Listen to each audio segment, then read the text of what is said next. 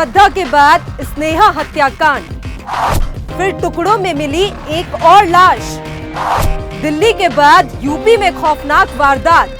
अभी दिल्ली में हुए श्रद्धा मर्डर केस का सच सामने आना बाकी था, लेकिन ऐसी ही एक और रूह कपा देने वाली वारदात उत्तर प्रदेश में। एक अज्ञात महिला की हत्या हुई थी, जिसके क्रम में हमने 2 अभियुक्तों को गिरफ्तार किया है।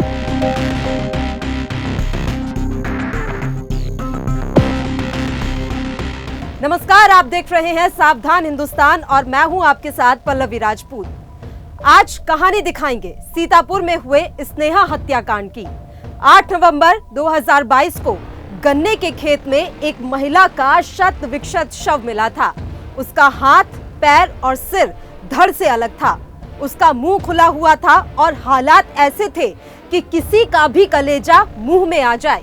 पुलिस के सामने अब सबसे बड़ी चुनौती थी शव की शिनाख्त और पहचान करने की।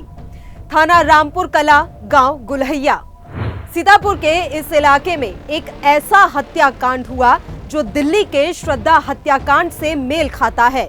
श्रद्धा हत्याकांड से जुड़ा अपडेट आपको देंगे, लेकिन उससे पहले आपको दिखाते हैं सीतापुर में हुए इस जुर्म की खौफनाक कहानी। पहले दिन महिला के एक हाथ, एक पैर और शव मिला था।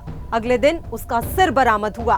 जांच और तफ्तीश में जुटी पुलिस को इसके बाद मृतका के दूसरे पैर की हड्डी, हत्या में प्रयोग किया गया गड़सा, खून से सना साड़ी का दुपट्टा, प्लास्टिक के थैले में धोती, गमछा और बाइक बरामद हुई। सीतापुर में महिला की हत्या कर उसके 6 टुकड़े करके फेंक दिए गए थे। इस खबर के बाद ग्रामीणों में दहशत फैल गई। मौका वारदात पर पहुंची टीम को कुछ सुराग मिले और फिर जांच में एक के बाद एक सबूत मिलते गए। शव मिलने से पूरे इलाके में दहशत फैल गई। पुलिस ने जब तफ्तीश शुरू की तो मृतका के पति पंकज मौर्य पर शक हुआ। पुलिस ने मृतका के पति के साथ एक अन्य युवक को भी गिरफ्तार किया है। आरोपी पति पंकज ने पूछताछ में ये बताया कि उसकी पत्नी को ड्रग्स की आदत थी। वो नशीली गोलियां और दवाई लेती थी। आए दिन वो नशे की हालत में घर से चली जाती थी और किसी के भी घर हफ्तों तक रुक जाती थी। इसको लेकर पति ने कई बार उसे समझाया, लेकिन महिला किसी भी कीमत पर मानने को तैयार नहीं। उसके चाल चलन से आजिज पंकज ने अपने 2 दोस्तों के साथ मिलकर पहले महिला की हत्या की और फिर उसके टुकड़े कर खेत में अलग अलग फेंक दिए।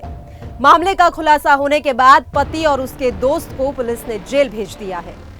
एक अज्ञात महिला की हत्या हुई थी, जिसके क्रम में पुलिस ने इस घटना को काफ़ी चैलेंजिंग रूप से लिया था और इसके जो मौके पे पार्ट्स मिले थे उसके आधार पे चेहरे को थोड़ा रिकन्स्ट्रक्ट करके इसके आइडेंटिफिकेशन का प्रयास किया था, जिसके क्रम में महिला को आइडेंटिफाई किया गया और उसके बाद में इसमें 2 अभियुक्तों को गिरफ्तार किया है, जिसमें मुख्य अभियुक्त उसका पति है और उसका एक साथी है, जिसकी लड़की के यहाँ पे ये महिला जाकर के रुकी थी।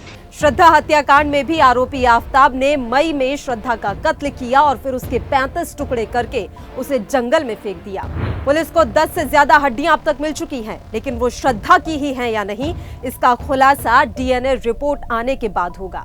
आइए अब आपको श्रद्धा मर्डर केस से जुड़ा अपडेट और साथ ही प्रेमी से हैवान बने जिहादी आफ्ताब को लेकर हुए नए खुलासे के बारे में भी बताते हैं। खुलासा हुआ है कि आफ्ताब 2 साल पहले ही श्रद्धा को मारना चाहता था। इतना ही नहीं, उसने श्रद्धा को काटकर फेंकने की धमकी भी दी थी। हालांकि इस वक्त वो अपने इरादों में कामयाब नहीं हो सका था। वो अक्सर श्रद्धा को मारता पीटता था। श्रद्धा ने पालघर जिले के तुलिंज थाने में शिकायत भी दर्ज कराई थी। श्रद्धा हत्याकांड में इस बात का भी खुलासा हुआ है कि 2 साल पहले श्रद्धा वॉलकर ने पालघर जिले के तुलिंज पुलिस थाने में एक शिकायती पत्र अधिकारियों को दिया था। शिकायत मिलने के बाद पुलिस ने मामले की जांच शुरू कर दी थी, लेकिन कुछ समय बाद शिकायतकर्ता श्रद्धा वॉलकर ने अपनी शिकायत वापस ले ली। इस पूरे मामले में अहम बात यह थी कि श्रद्धा और आफ्ताब के बीच लड़ाई या हिंसक घटना होने के बाद आफ्ताब के माता पिता हर बार हस्तक्षेप करते थे। सूत्रों की माने तो आफ्ताब के माता पिता अपने बेटे की शादी श्रद्धा से कराने को तैयार हो गए थे। साफ है कि श्रद्धा ने सनकी प्रेमी आफ्ताब को सुधरने का मौका दिया, लेकिन उसके सिर पर हैवानियत सवार थी और उसने श्रद्धा के भरोसे और प्यार के टुकड़े टुकड़े कर दिए। तो ये थी श्रद्धा के बाद स्नेहा हत्याकांड की कहानी, जो आपस में मेल खाती है। सावधान हिंदुस्तान में आज के लिए बस इतना ही। ऐसी ही तमाम खबरों को देखने के लिए आप हमारे चैनल को लाइक और सब्सक्राइब जरूर करें। आपसे फिर होगी मुलाकात अपराध जगत से जुड़ी एक और नई कहानी के साथ। तब तक के लिए सावधान रहिए, सुरक्षित रहिए और बने रहिए लाइव हिंदुस्तान के साथ।